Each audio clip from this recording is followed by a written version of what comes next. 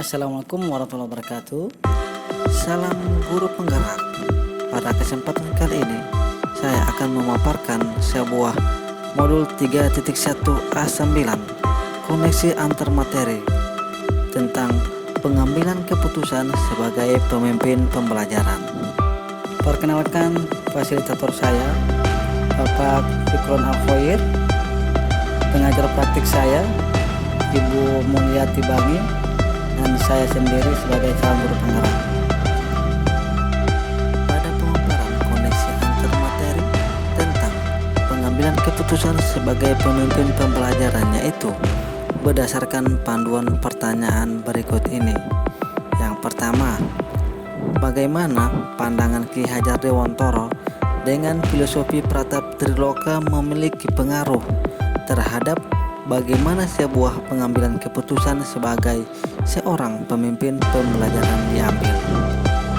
Ki Hajar Dewantara menjelaskan bahwa tujuan pendidikan yaitu menuntun segala kodrat yang ada pada anak-anak agar mereka dapat mencapai keselamatan dan kebahagiaan yang setinggi-tingginya, baik sebagai manusia maupun sebagai anggota masyarakat. Oleh sebab itu, pendidik hanya dapat menuntun tumbuh atau hidupnya kekuatan kodrat yang ada pada anak-anak agar dapat memperbaiki lakunya, bukan dasarnya hidup dan tumbuhnya kekuatan kodrat anak.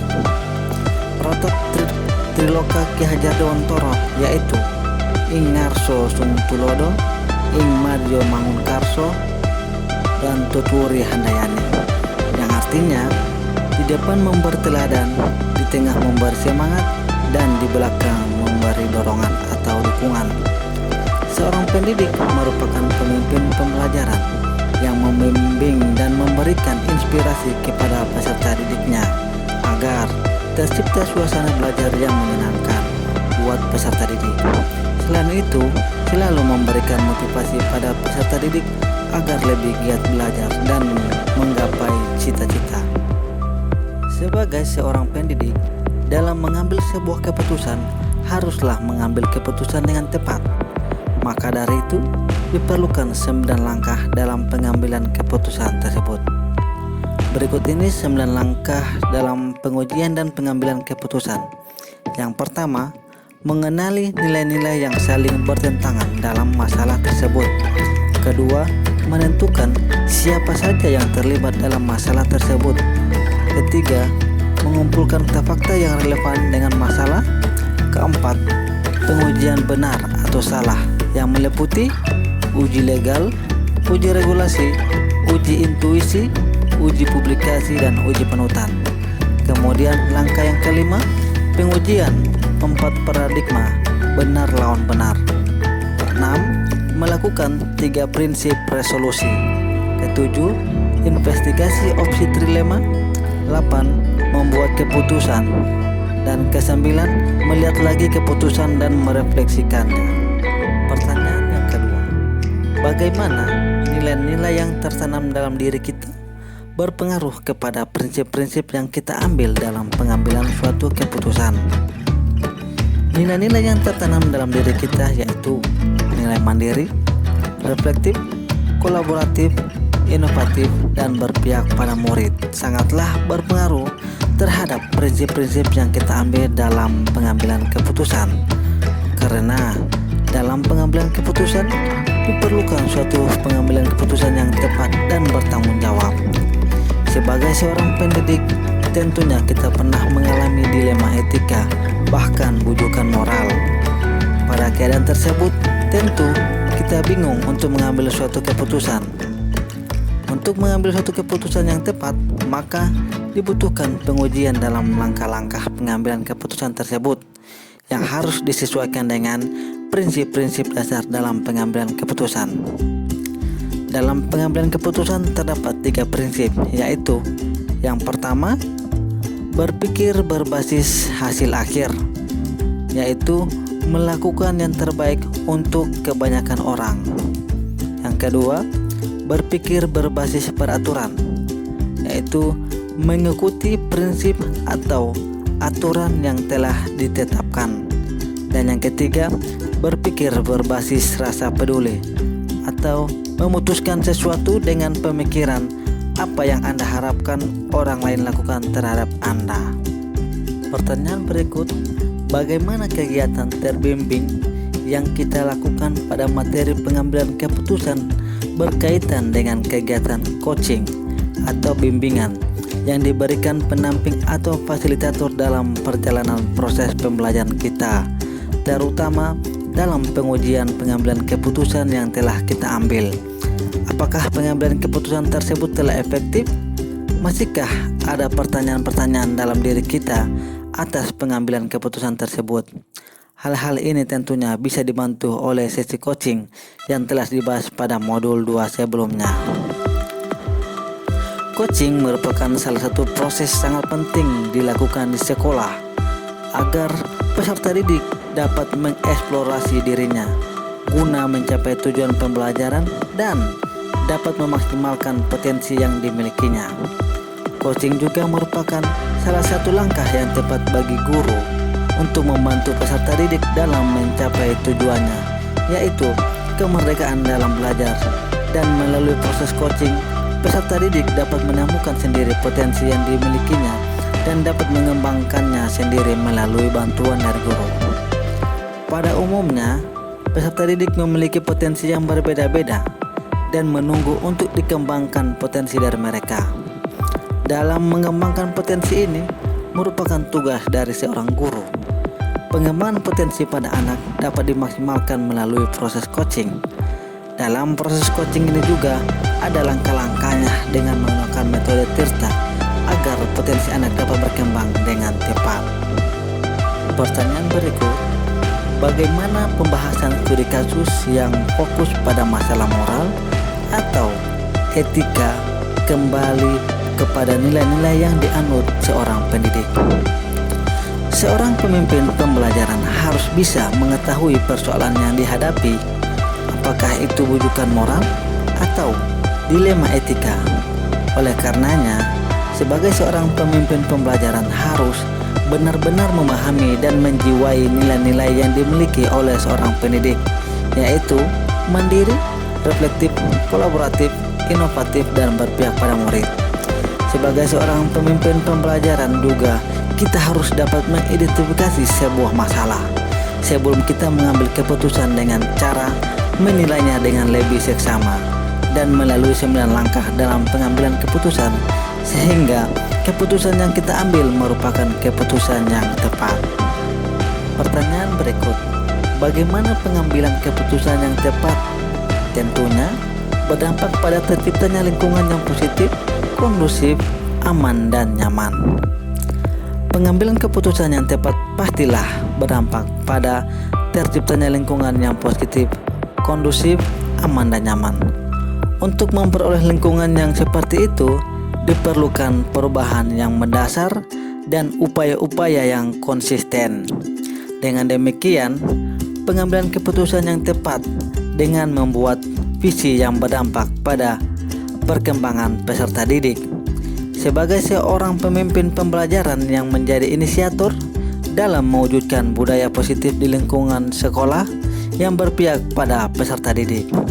Dalam mewujudkan budaya positif, seorang pendidik memegang peranan sentral. Seorang pendidik perlu mengambil keputusan yang tepat demi mewujudkan budaya positif, baik di lingkungan kelas maupun di lingkungan sekolah, dengan cara membangun budaya positif di sekolah yang berpihak pada peserta didik melalui kesepakatan kelas. Kesepakatan kelas yang efektif sangatlah berperan penting dalam pembentukan budaya positif di kelas. Hal ini juga dapat membantu proses belajar dan mengajar yang lebih mudah dan tidak menekan. Dengan demikian, akan tercipta lingkungan yang positif, kondusif, aman, dan nyaman, serta menyenangkan bagi peserta didik. Pertanyaan selanjutnya, apakah kesulitan-kesulitan di lingkungan Anda yang sulit dilaksanakan untuk menjalankan pengambilan keputusan terhadap kasus-kasus dilema etika ini? Apakah ini kembali ke masalah perubahan paradigma di lingkungan Anda?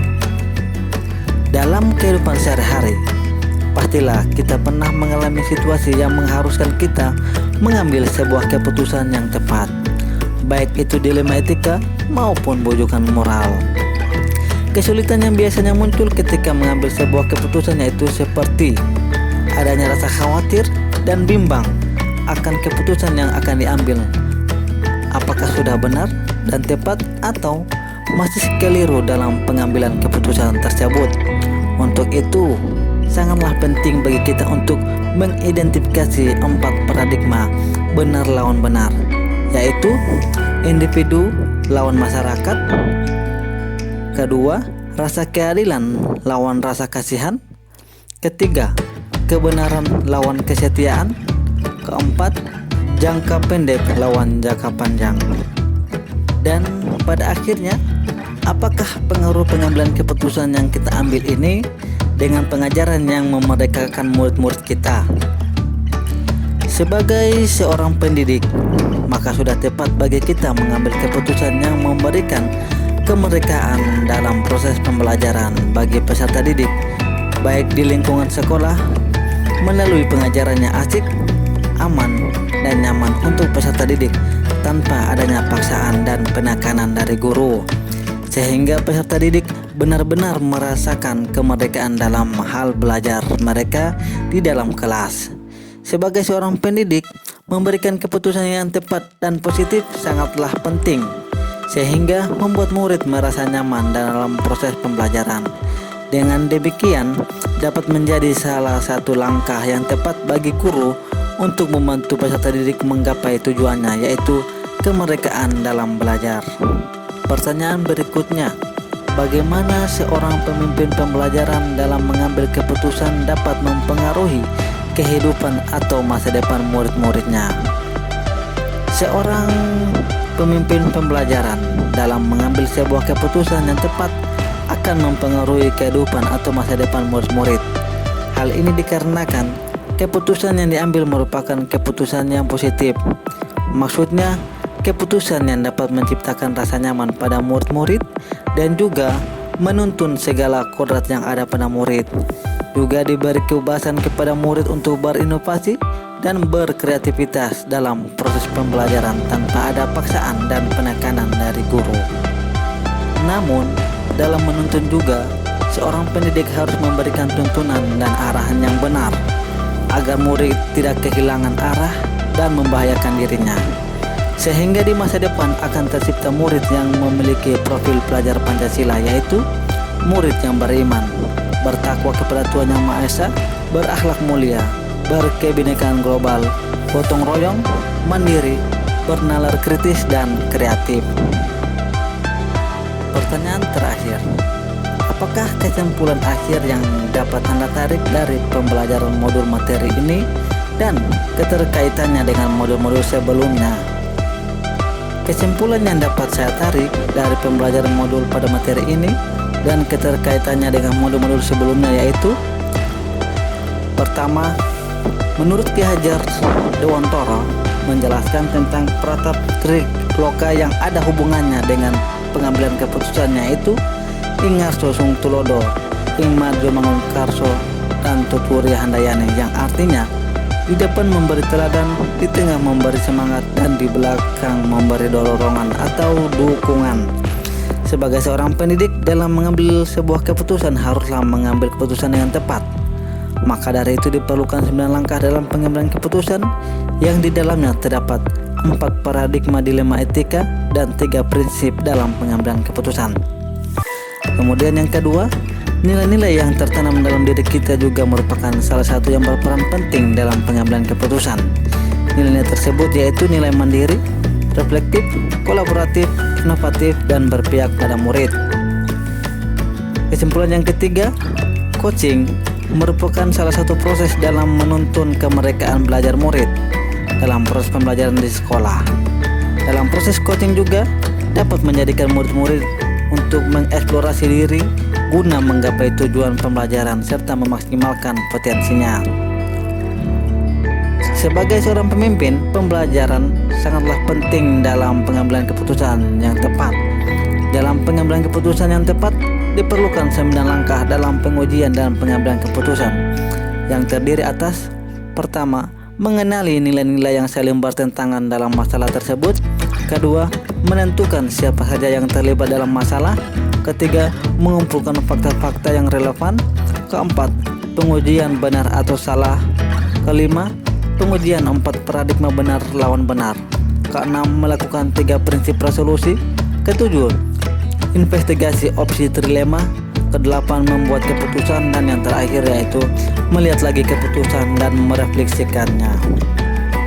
Demikianlah paparan koneksi antar materi modul 3.1A9 tentang pengambilan keputusan sebagai pemimpin pembelajaran.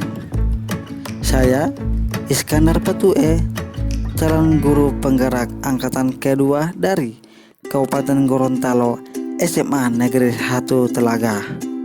Salam guru penggerak, merdeka belajar. Wassalamualaikum warahmatullahi wabarakatuh.